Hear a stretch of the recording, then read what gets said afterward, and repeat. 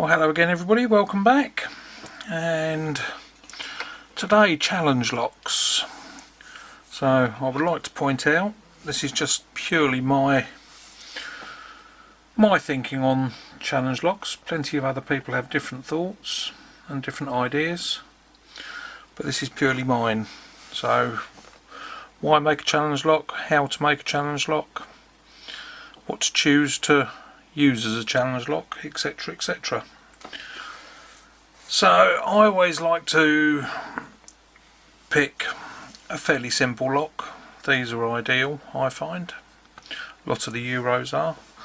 A lot of people think a challenge lock is, the idea of the challenge lock is to make it as difficult as possible to get into. So they think of choosing the most paracentric keyway they can find, the most extreme bitting, but the manufacturers already do it. As this Ruco, we can see the keyway on there. Now there's very few people can get into that, especially with bitting like this on it, and for me that's not fun. And the idea of fun, or the idea of lock sport, is about having fun. So I like to pick a fairly simple lock that is easy enough to get into, and then just try and make it more fun and more interesting so that more people can enjoy it. So one of the reasons I do like these Yales is because they have the holes in the bottom, not there. If you look at a lot of the Euros, you'll have the plugs in the top, and the problem with those is, to do anything in the Bible, you've got to get those plugs out and replace them, or thread them and put grub screws in, which is doable, but with these you can do a lot. Only 5 pins, basic kit out.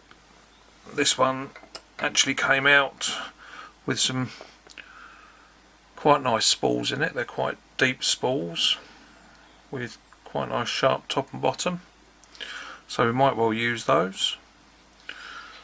But the rest of it is just full of standard pins. There's nothing special in the core. Core is all standard, so's the Bible.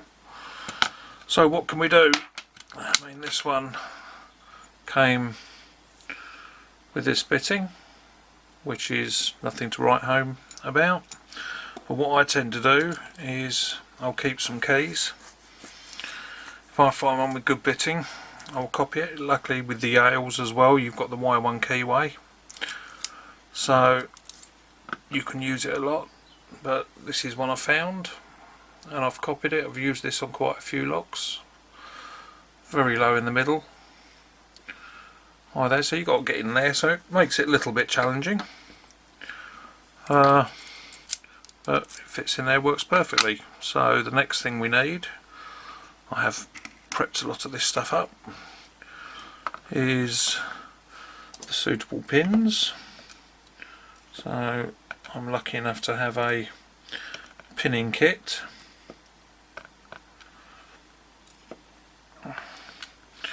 So there's the pins for the key. We'll just stick these in. So now the other thing people talk about a lot is about the binding order, taking into account the binding order when you're making a challenge lock, which is very true. But what we have to remember is, so there we go, we've now got those pins in there, all sitting nice and flush. When I'm picking these out, what I tend to do is get somewhere close. As I'm getting close, I will pick a pin that just goes in, but it will catch, and then I'll go for the one size under that, and that seems to work most of the time for me. So back to the binding order. The binding order is something we're actually going to create, so that is the binding order that needs to be thought about, not necessarily the binding order when you first pick it, because what we can do is, say for example with this one, originally it would have been unlikely that 2 and 4 would have bound early because they got the spools in. So what we're going to do is we'll take a spool, try that in there, and if we can see that, that sits quite nicely in one, so I might actually use that original spool in one. So as we can see, number 2 is very high initially, 3 is quite deep, and so's 4 and 5. And if we try that in 4 or 5, it's very low. And what we also want to do is make a bit of variety. We don't have to use these pins, we can save those for another project. So we'll go through some others. Now these are all out of a commercial security pinning kit, but it's easy enough to make your own if you want to. I mean, a few examples, we've got spools like this, and you've got various different spools. Here's another spool, longer one, slightly offset. We've got serrated pins, we've got ASA pins, which we can use. That's, for those of you who don't know, that's what an ASA pin looks like. So I picked these out just to save a bit of time, and I'll show you why we picked these particular pins. So we've already tried that spool in one, and that sits in there quite nicely, as we can see. So we know number 1's not going to bind. Now, as we said, number 2 hasn't got a lot before it's actually picked, so what we really want to do is try and make that as difficult as possible. So what I'll probably do in there is, are we focusing? Come on. Just put a serrated pin. Why aren't we focusing?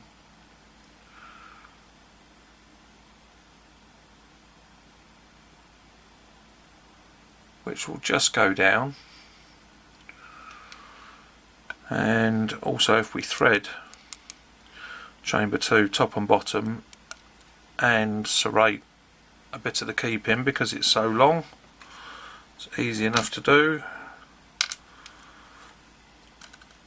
We've got enough length there to hold it, and put some serrations on there. Even though it doesn't need much picking, it just makes it that little bit more difficult. So an ASA pin in 3, so it will actually be one of the first binding pins, and if we stick a little bit of a thread in there, we're going to catch that up there.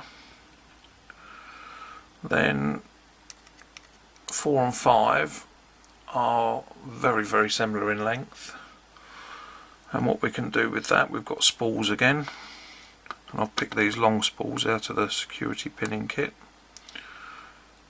as you can see. Can we see that? So, and these are spooled, so the spool is actually at one end, but what we can do with this is, if we put one in that way,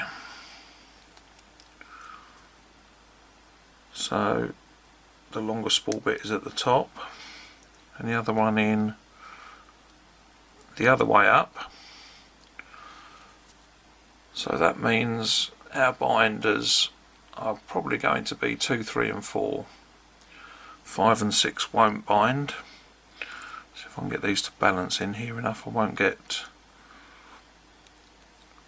number 2 to sit in there, but can we see how those pins are now sitting.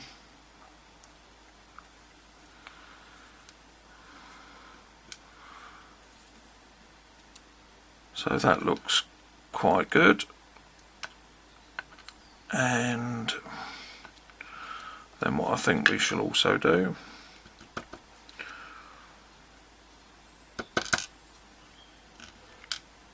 if we can get these out,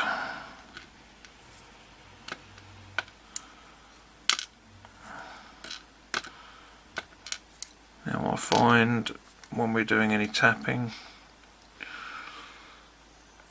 I've got two sizes. I've got a 3.5mm and a 4mm, or an M4, M3.5. So what we're going to do with this one is, this is the 3.5, and we're just going to stick a few threads in the top of number 2. Simple as that. And I think we'll stick a few in number 3 as well.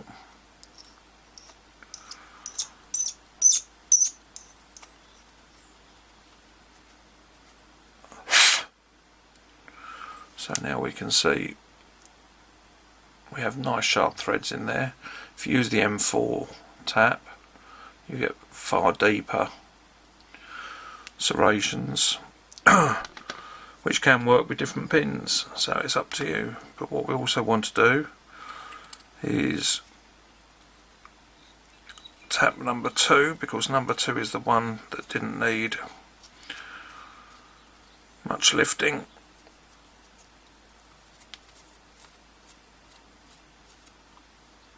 So we'll just stick a couple of threads in the top of there.